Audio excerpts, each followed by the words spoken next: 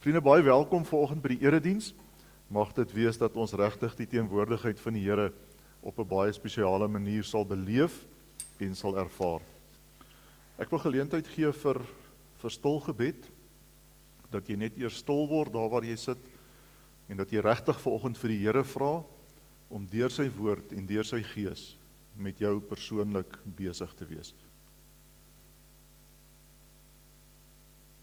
Here, ons kyk op na die berge vanoggend, en ons kyk na die wêreld rondom ons, en dit laat ons net een vraag vra, en dit is, wie kan ons help? Maar dan weet ons dat U deur U Gees ons hulp en ons sterkte en ons krag is. En daarom kan ons bely, ons weet, ons hulp kom van U wat die hemel en aarde gemaak het. Amen.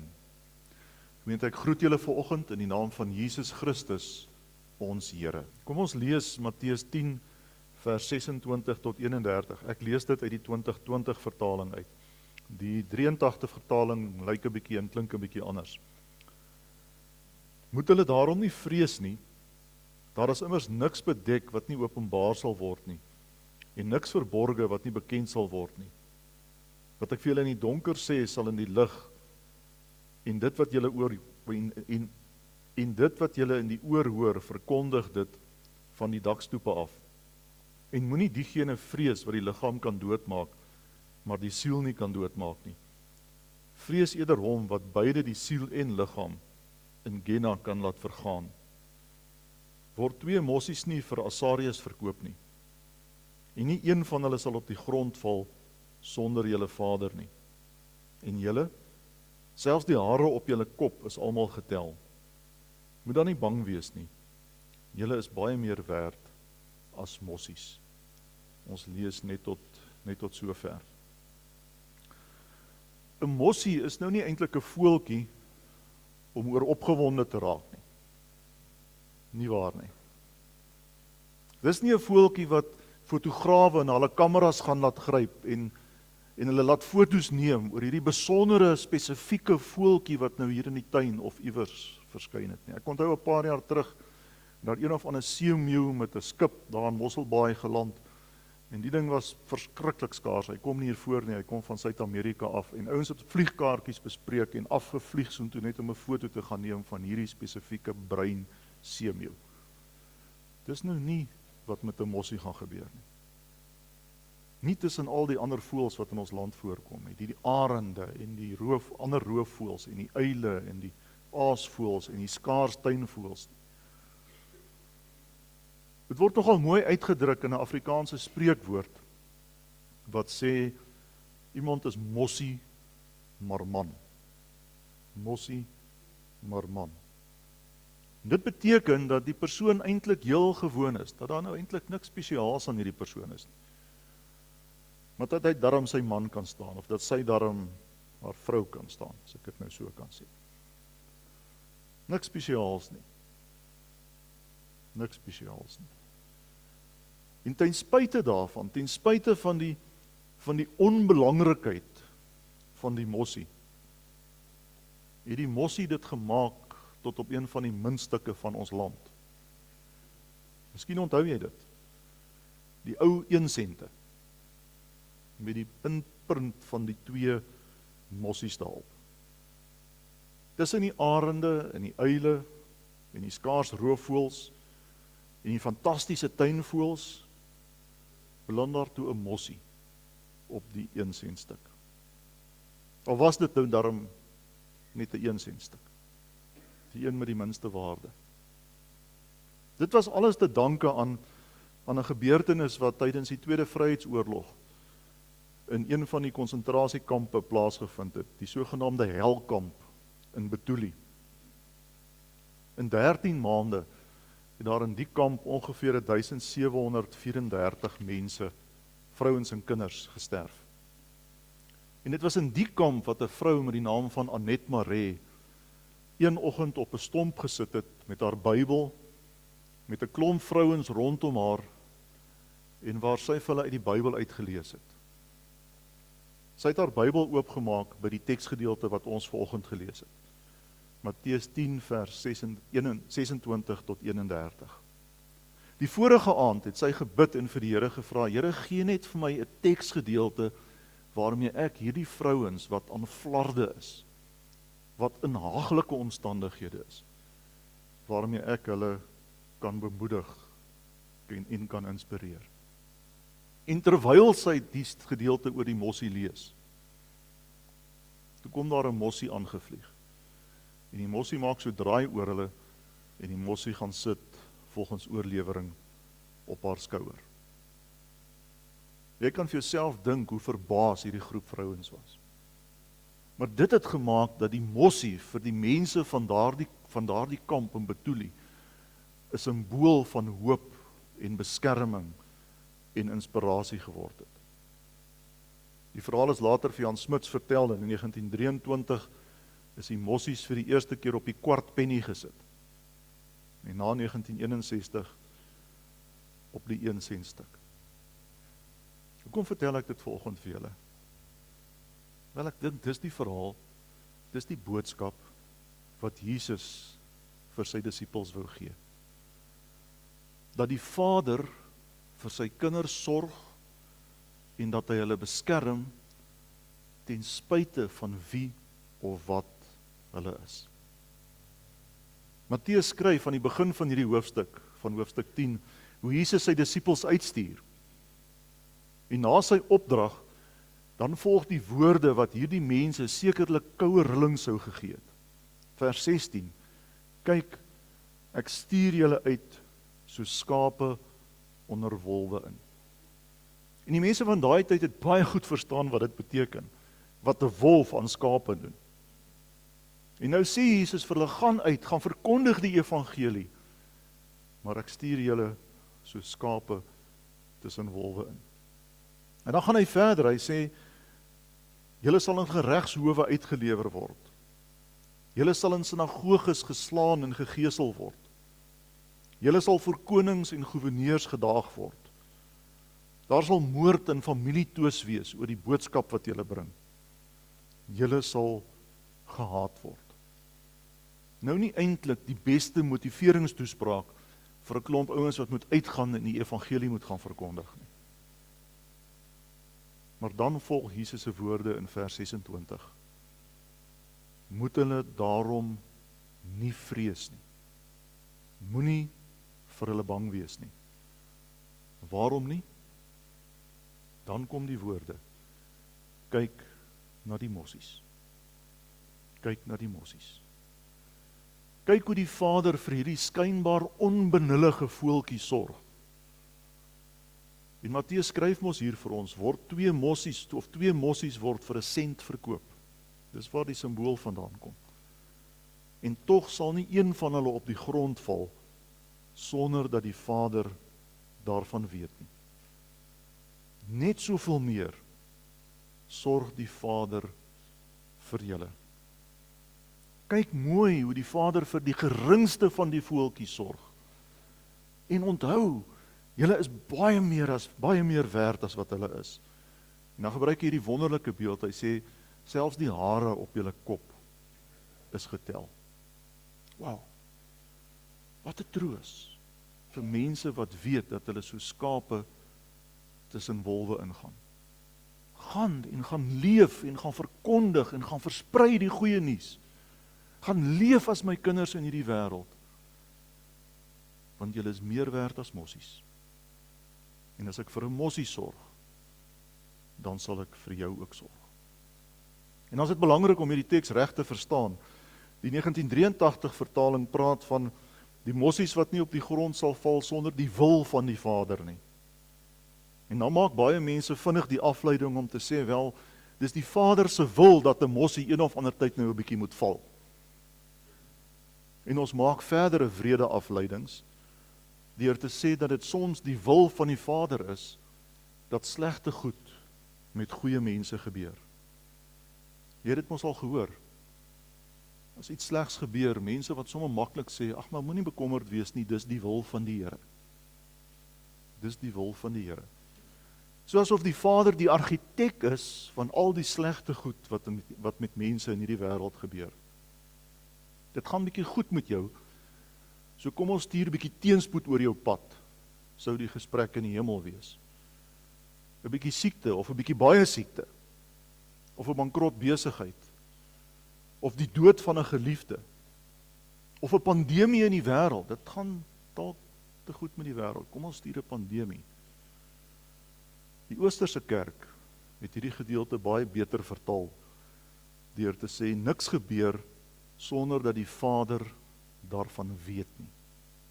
Sonder dat die Vader daarvan weet.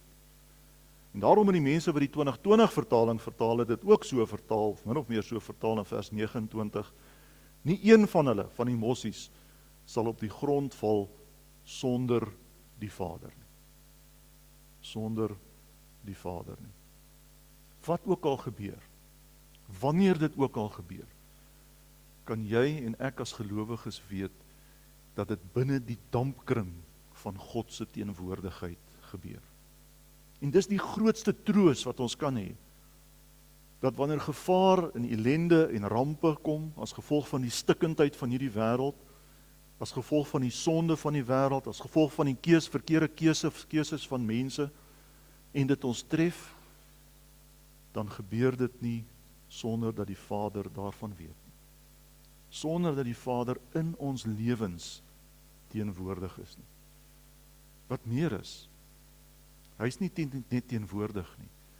Hy weet nie net daarvan, hy gryp in, omdat ons baie meer werd is as mossies. En wat doen hy?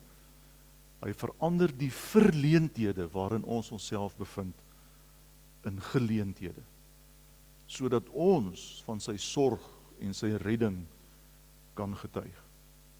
En dis hoekom Matteus in vers 31 skryf, moenie bang wees nie. Julle is baie meer werd as mossies. Miskien sit jy hier en jy vra vir jouself, of jy sê vir jouself, maar is dit nou regtig so?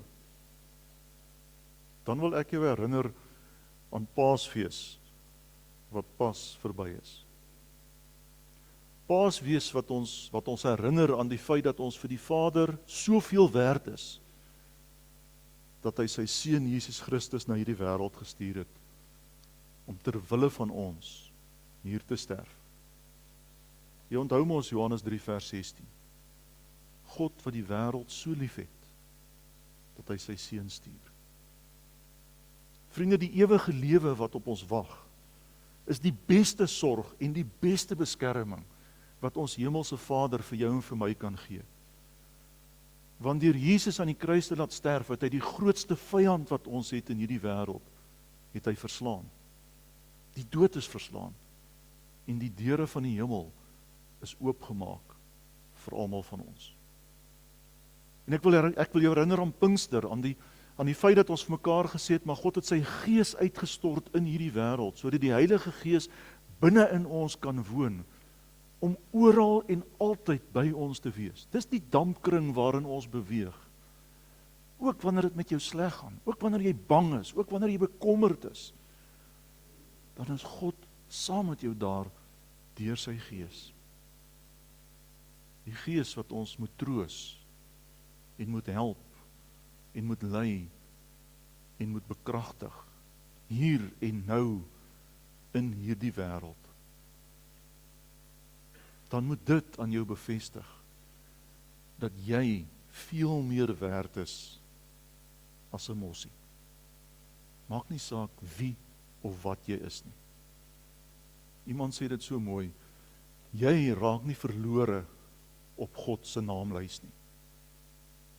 Jy raak nie verlore op God se naamlys nie. Jy is vir God ongelooflik spesiaal.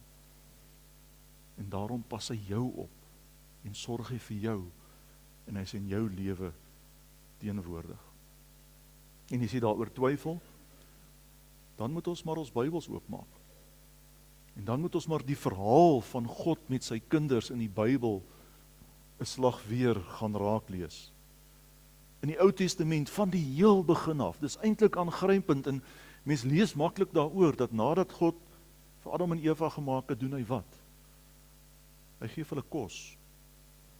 Hy gee vir hulle kos. Hy sê vir hulle, dit is wat julle kan gaan eet. Baie eenvoudig.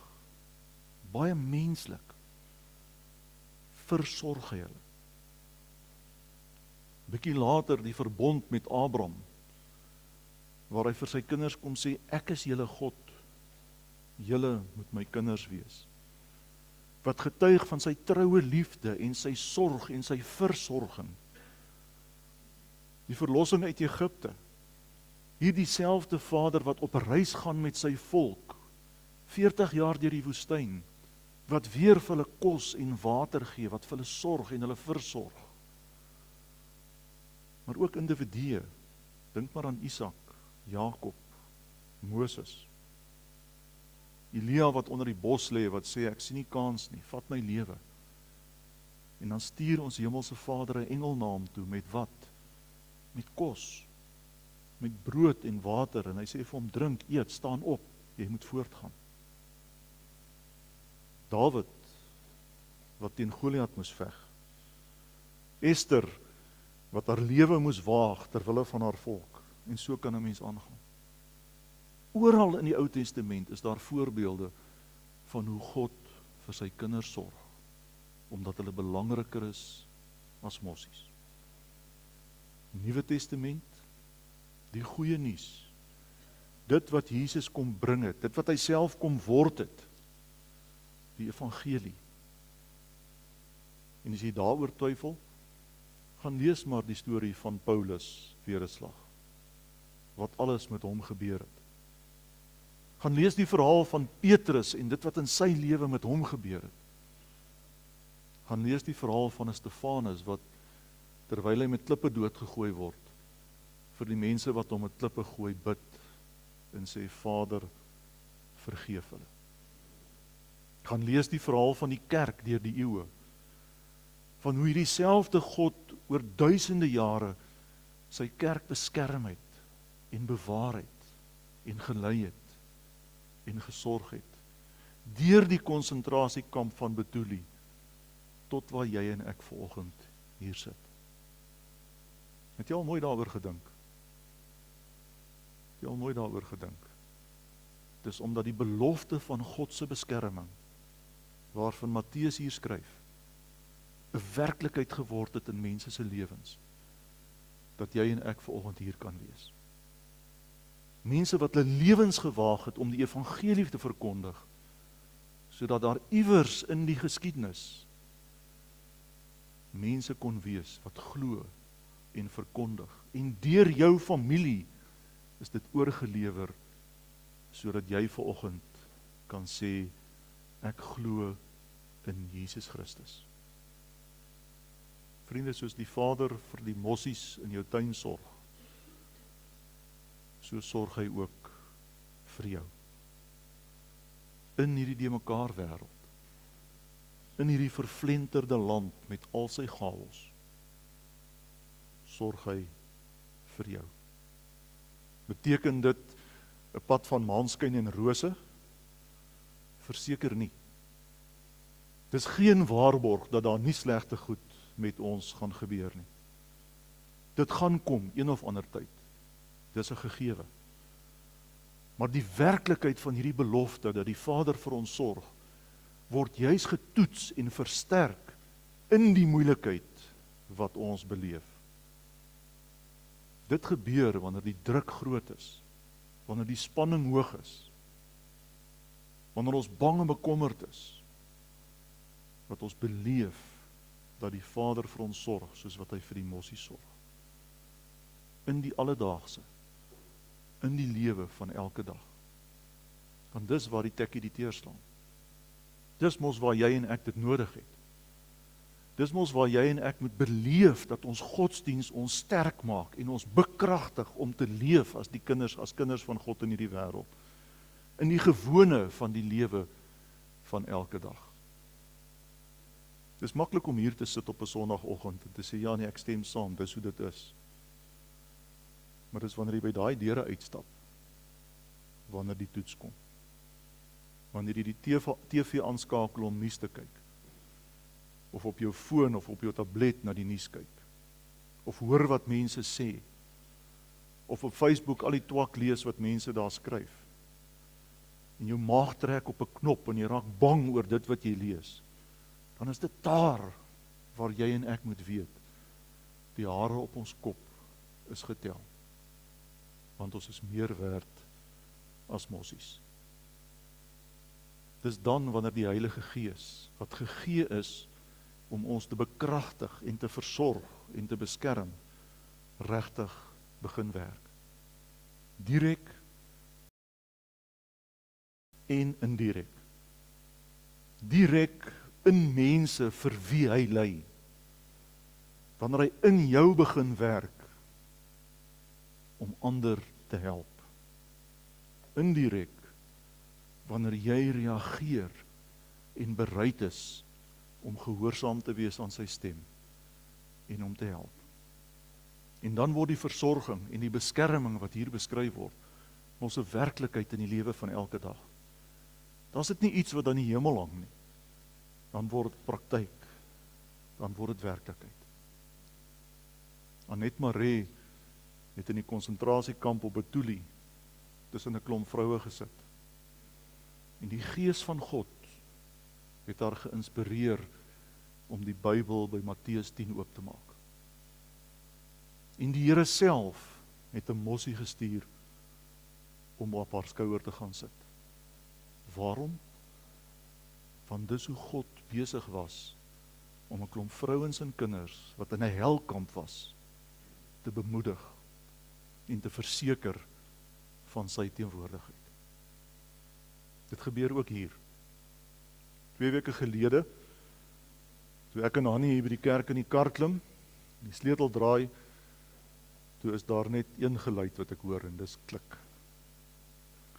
En soos enige goeie motorbattery in die winter, het my motor se battery besluit, dis nou vandag verby en klaar.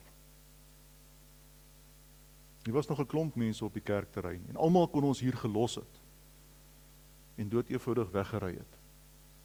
En ek sou 'n noodnommer kon bel en na 'n paar uur sou iemand hier opdaag wat ons waarskynlik sou kon help.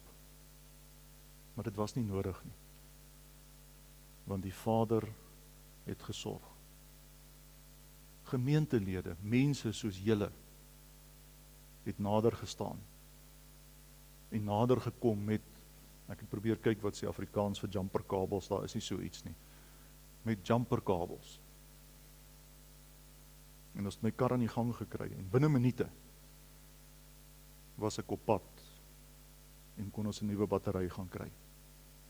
Net betyds voor die plek toe maak. En daardie oomblik van my nood, met 'n eenvoudige ding soos 'n battery wat pap is, het kinders van die Here nader gestaan en gesê, ons help jou. Ons help jou. Hoekom? Want die Here sorg vir sy kinders, meer as wat hy vir die mossie sorg.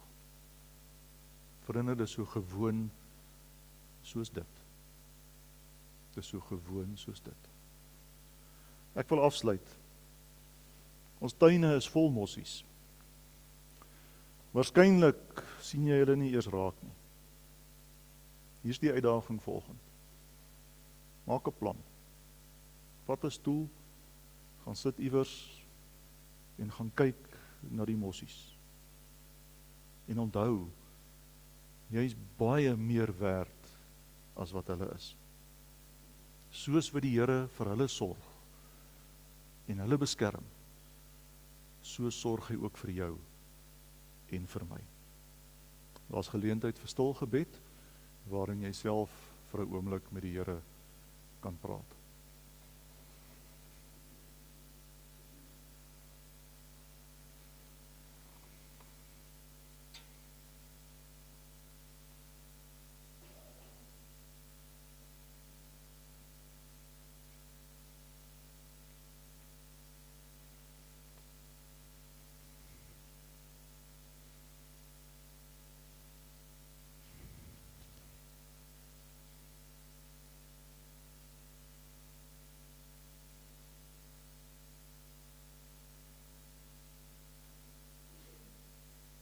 Here, baie dankie dat U op 'n dag baie lank gelede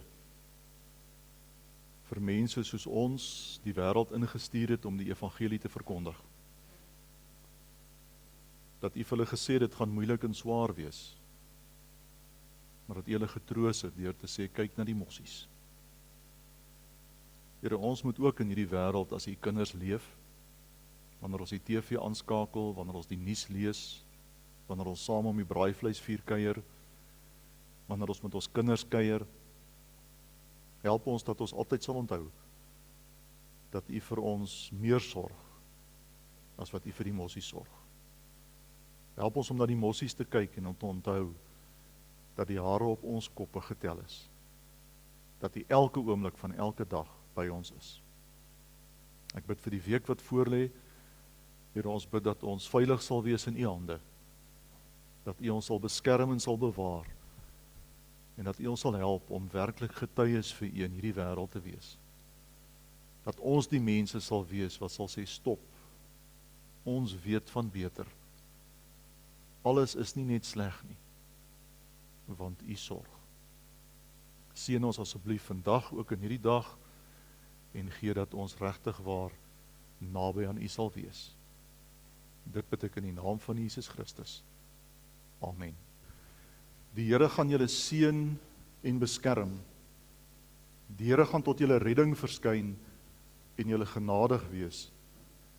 Die Here sal julle gebede verhoor en aan julle vrede gee. Die Here seën julle. Amen.